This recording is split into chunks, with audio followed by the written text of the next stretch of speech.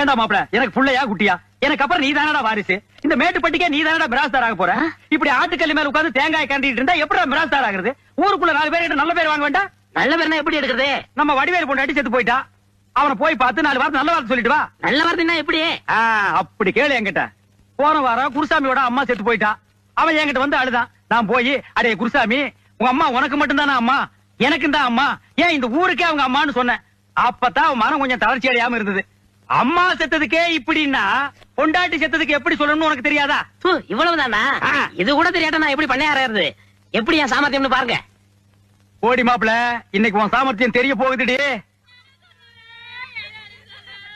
கவலைப்படாத வடிவேலு, நாம கொடுத்து வச்சது அவ்வளவுதான்.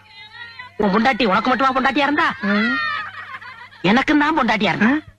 ஏன் இந்த ஊருக்கே பொண்டாட்டியா இருந்தா? ஏன் அடிக்கிறீங்க? நான் என்ன சொல்லிட்டேன்?